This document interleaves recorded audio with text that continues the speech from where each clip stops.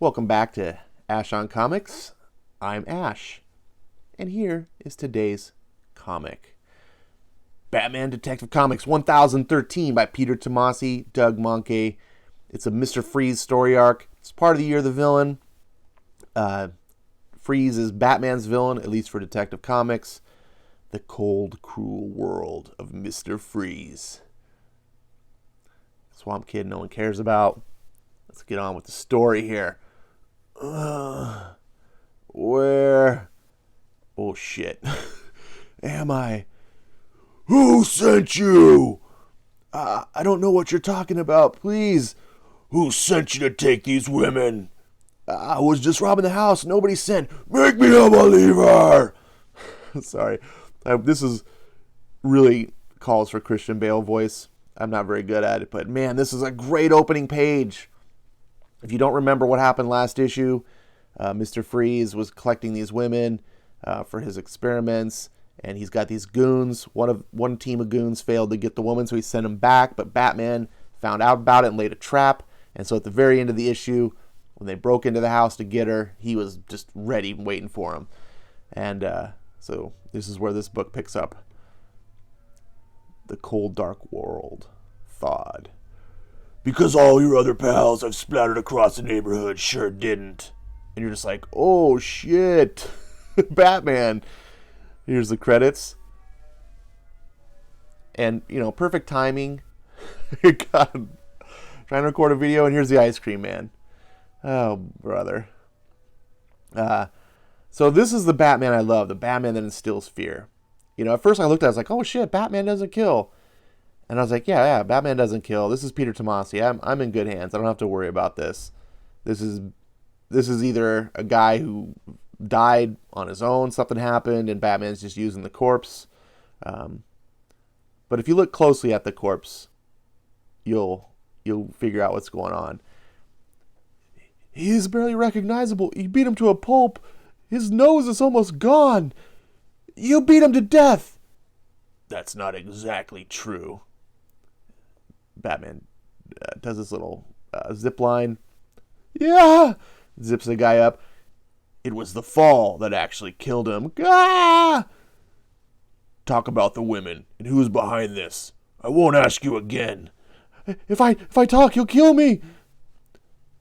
I think you urgently need to adjust your priorities. Batman just holds him over the ledge. Okay. Freeze! It's Freeze! Where? I got what I needed. As did I. Pneumonia and back pain lying on this cold pavement floor for half an hour. So Alfred was just posing as a dead body. So they teamed up and they tie up the bad guys for the police in pure Batman style. And they head to one of Bruce's many Batmobiles. This one looks like an exotic sports car. And just look at Batman here. That's a pretty cool look. It's all ripped. And so they're driving back to the cave. Meanwhile, in Gotham Pine Barrens, Freeze is still conducting his experiments. The road to success is paved with failures. I stand undaunted. And you, strangers, fated to be stepping stones to a future where death can be tamed, ruled by science, and most important, taking on a noble act of dying for love, pure, untainted, for Nora, for my love, for our love. Team 3, status report. Have you secured the other women? Repeat. Team 3, contact base and report for status. Has your mission been compromised? Yes, it has, Freeze. Batman busts in with his kick-ass fire bat suit. Look at that. But, Freeze is an elite Batman villain. He's not undaunted. That's a new look for you, Victor. And whatever sick new plan you have to bring back your wife ends here. Just like your suit, there's quite a few innovative initiatives in the process, Batman. And your presence here at this inopportune time jeopardizes everything. So Batman's confronting Freeze, but Freeze is ready for him, and he unleashes his trap when he's got a bunch of animated dead people and dogs. And we see Bruce just like, oh shit, and Bruce starts having this inner monologue where he's talking about basically his experience. It's pretty interesting. I normally don't read Batman books where it's in the head of Bruce. I think I personally prefer a third person rather than a first person perspective. I don't necessarily want to hear Bruce's inner monologue and his hopes and fears and things like that. I more want like a narrator telling us what Bruce. But that's trivial. That's just my own subjective thing. The art is really good here. I'm not really normally a Doug Mahnke fan, but I think he's really good for this. And apparently the ice cream man is back. Jeez. Makes me want to go get an ice cream cone. Or they don't sell cones, but you know what I'm talking about. The ice cream, a popsicle. That's what they're called. So Freeze uses this to make his escape. Batman starts going down, and he puts together that there must be some device here that's animating them all. He figures it out, shoots his little zip line, destroys it, and they all go dead. And then Batman goes to his Bat Snowmobile. Oh yeah, look at that. I'm not sure what's the black and the red though. Doesn't seem like his color motif. That kind of is weird to me, but again, that's another subjective thing. And Batman gets chase, and it's just all action, man. Freeze is in his Snowcat, or his Super Snowcat device, vehicle. These villains always have like these crazy super vehicles. And he's talking to Nora the whole way.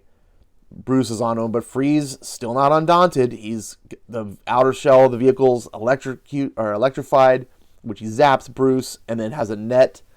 You can see, see here, he shoots it off. This is a pretty cool booby trap, and it shoots up in the air, wraps him in the net, and you can just see through the visuals. And this is where you rely on the artist for visual storytelling and what happens.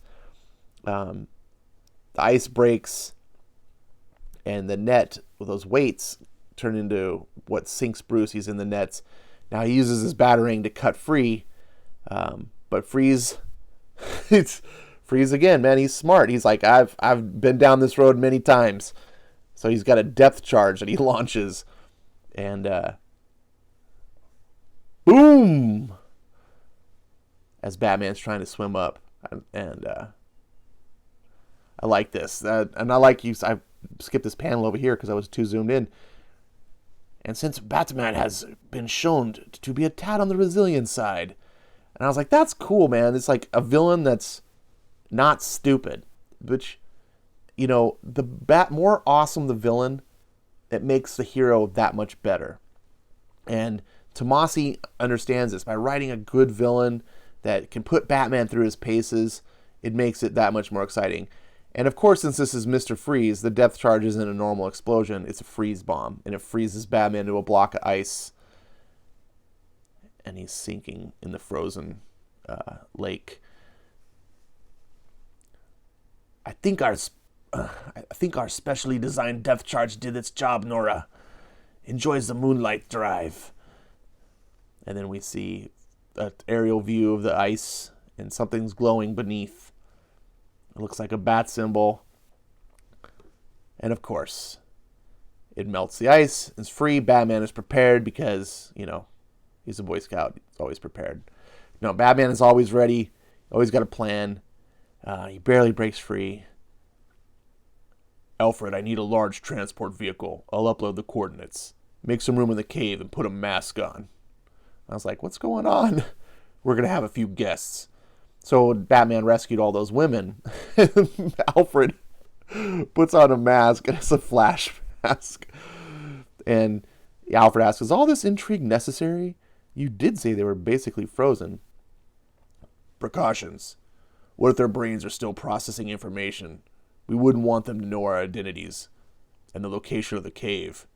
Each of these sonic reverberators will help them to talk after we successfully revive them.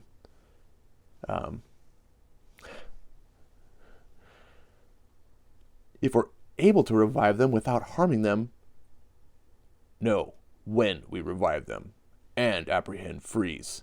This is the Batman. So this is not Tom King's Batman. This is the Batman who he's confident. He just knows. It's not a matter of if it's going to get the job done.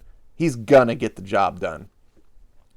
The wondering, the if and the when, or the, can he do it? That's the job of the audience. That's not the job for Batman. I did like this little comment, though. The entire Batcave, and that's the best mask you could find. It's hard to write Batman with humor because Batman shouldn't be funny. He shouldn't be, a Spider-Man type character. He's a very stoic, kind of a brooding character. But having some humor in a story can add levity so that the darkness of the story doesn't overwhelm you. It's good to have a little bit of levity. And that's the kind of way that you can write humor into a Batman book. Meanwhile, deeper in the Gotham Pine Barrens, alert, Nora Freeze internal organs and derma fully thawed. So Freeze is thawing his wife. It's all come down to an equation. Action and reaction. Drink deeply, my love. And he starts seeing the heart monitor starts beeping. Beep, beep, beep. My God, yes. Victor, don't! She awakes. And that's all she says. That's all we know. And it's next, awake. And that's the end of Detective Comics 1013. Now, I completely spoiled it for you. Hopefully you're reading this book. This was a great Batman book. It wasn't deep and super meaningful, but it's the Batman we want. It's Batman fighting his rogues gallery, and having rogues that give him, a test, test his measure, essentially. Freeze gets away. Batman doesn't just make short work of him. Makes work of the goons. But even then, that Freeze gets away, Batman's still not undaunted. And this is only book 2 of the arc. And we know that Lex has given Freeze, a special gift for the Year of the Villain storyline. So Freeze is, in theory, more powerful than ever. So it makes for a really interesting story. I'm really hooked on it. Monkey's selling the art. Tomasi's writing a great story. I just kind of gave you the cliff notes. You understand the plot. But when you sit down and read it for yourself and hear the dialogue, it flows so much better. The enjoyment you're going to get out of this book is way better than just my presentation. And this was a great cutscene to end the book. Just like the last one where it showed Batman, charging out of the house. This, I'm like, have we seen Victor Freeze's wife talk before? And what is she saying don't about? You got a good action story. It leaves you off the cliffhanger wanting to know what's going to happen next. This is the way comics should be. Absolutely recommend this book. This is on my pull list for a reason.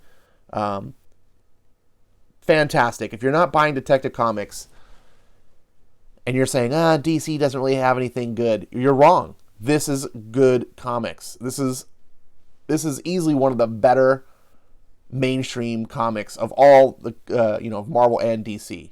This book is better than all but maybe a couple of Marvel books, and that includes some of the Donny Cates books. This is good. Tomasi knows how to do Batman, and he's one of the only guys that knows how to write Damian. So if you're one of those people that are like, I'm just Batman with Damian, you want to read Tomasi because Damian's done right, and you're seeing here.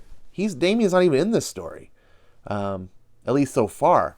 He doesn't overutilize the character. He's around. He does stuff. He doesn't ignore the character. Anyways, I'm babbling, and my dog's getting upset. Apparently, she wanted some popsicles, and I didn't stop the ice cream man for her. Now she's all mad. So hopefully you enjoyed this video. I'm going to cut it short now. Imagine me cutting a video short, right? Thanks so much for watching. I'll see you next time. Leave comments below. I love to hear what you guys say. And that's all.